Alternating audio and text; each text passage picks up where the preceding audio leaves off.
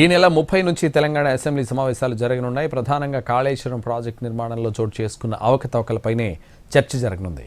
అసెంబ్లీలో చర్చ తర్వాతే కాళేశ్వరం ప్రాజెక్టు విషయంలో తదుపరి చర్యలు తీసుకుంటామని స్పష్టం చేశారు ముఖ్యమంత్రి రేవంత్ రెడ్డి. కాళేశ్వరం ప్రాజెక్టులో నీళ్లు నింపితే అనేక గ్రామాలు కొట్టుకుపోతాయన్నారు ముఖ్యమంత్రి రేవంత్ రెడ్డి. మేడిగడ్డ పనికి రాకుండా పోయిందన్నారు. మేడిగడ్డ, అన్నారం, సుందిళ్ల ఈ 3 బ్యారేజీలను ఒకే రకమైన సాంకేతిక నైపుణ్యంతో నిర్మించారని చెప్పారు. మేడిగడ్డ నుంచి నీటిని లిఫ్ట్ చేసి అన్నారంలో పోయాలి. అక్కడి నుంచి సుందిళ్ల, శ్రీపాద ఎల్లంపల్లిలో పోయాలి. ఏదైనా ప్రమాదం జరిగితే అనేక గ్రామాలు తుడిచిపెట్టుకుపోతాయని సీఎం చెప్పారు. అనే సాంకేతిక నిపుణులు చెప్తారు. మేము లోపలికి చూడలే సాంకేతిక నిపుణులు ఏమంటుందంటే ఇది వైఫల్యం చెందిన సాంకేతిక నైపుణ్యము.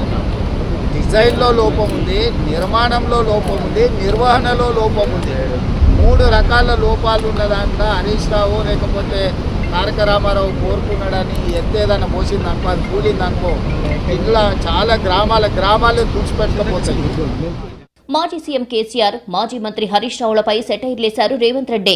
తాము 80,000 పుస్తకాలు చదవలేదని, 80,000 పుస్తకాలు చదివిన మేధావిని సలహా అడుగుతున్నామని చెప్పారు. మేడిగడ్డ విషయంలో టెక్నికల్ కమిటీ సూచనల ప్రకారమే ముందుకెళ్తామన్నారు. జస్టిస్ పీసీ ఘోష్ కమిషన్ నివేదికపై అసెంబ్లీలో చర్చించి నిర్ణయం తీసుకుంటామన్నారు. ఖచ్చితంగా సాంకేతికంగా సలహా తీసుకోవాలి, ఎట్లా పూర్తి చేయాలి, దాని ప్రకారం పనిచేస్తుంది ప్రభుత్వం. ఎట్లా చేస్తావా? వాటికి కూడా సమస్య ఉందనే కదా 3 ఒకే రకమైన సాంకేతిక నైపుణ్యంతో కట్టారు. మేడిగడ్డ అయినా, అన్నారం అయినా, సుందిల్ అయినా. వాళ్ళు ఏంటంటే అతి తెలివితేటలతో మామ అల్లుడు ఏమనుకుంటారంటే ఒక ఆయన స్వాతిముత్యం అనుకుంటాడు, ఇంకొక ఆయన ఆనిముత్యం అనుకుంటాడు. తెలంగాణ జీవనాడి అయిన కాళేశ్వరం ప్రాజెక్టు గురించి ప్రజలకు వాస్తవాలు తెలియాల్సిన అవసరం ఉందన్నారు బీఆర్ఎస్ ఎమ్మెల్యే వేముల ప్రశాంత్ రెడ్డి. కాళేశ్వరంతో 1 ఎకరాకు నీరివ్వలేదని తప్పుడు ప్రచారం జరుగుతోందన్నారు. కాంగ్రెస్ ప్రభుత్వం ఏర్పడిన తర్వాత 20 లక్షల ఎకరాలకు సాగునీరు అందిందని చెప్పారు. 2 పిల్లర్లు కుంగిపోతే మొత్తం ప్రాజెక్టు కుంగిపోయిందని ప్రచారం చేస్తున్నారని ఆరోపించారు. స్పీకర్ గారు మాకు పవర్ ప్లాంట్ ప్రజెంటేషన్ అనుమతి ఇస్తారని మేము ఆశిస్తా ఉన్నాం. నేను పోయినసారి ఒకసారి శాసనసభలో ఈ పవర్ ప్లాంట్ ప్రజెంటేషన్ ఇవ్వడం కూడా జరిగింది.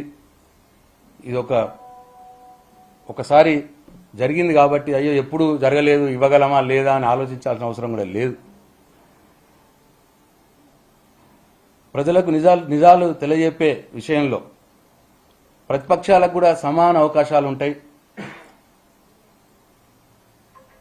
పక్షపాతం ఉండదు అన్న సంకేతం ఇవాళ స్పీకర్ గారు తెలంగాణ సమాజానికి ఇవ్వాల్సిన అవసరం ఉన్నదే అని చెప్పి మేము భావిస్తా ఉన్నాం. జస్టిస్ పీసీ ఘోష్ నివేదిక అసెంబ్లీలో చర్చకు రానున్న నేపథ్యంలో బీఆర్ఎస్ ఎమ్మెల్యేలు వేముల ప్రశాంత్ రెడ్డి, ముఠా గోపాల్, సుధీర్ రెడ్డి, వివేకానంద గౌడ్ అసెంబ్లీకి వెళ్లారు. స్పీకర్ అందుబాటులో లేకపోవడంతో అసెంబ్లీ సెక్రటరీ నరసింహాచార్యులను కలిశారు. నివేదికను అసెంబ్లీలో పెట్టే కంటే ముందే తమకు ఇవ్వాలని కోరారు. అలాగే కాళేశ్వరంపై అసెంబ్లీలో పవర్ పాయింట్ ప్రజెంటేషన్ కు అనుమతి ఇవ్వాలని స్పీకర్ కు రిప్రజెంటేషన్ ఇవ్వాలనుకున్నారు ఎమ్మెల్యేలు. స్పీకర్ లేకపోవడంతో రేపు మరోసారి కలవాలని నిర్ణయించుకున్నారు.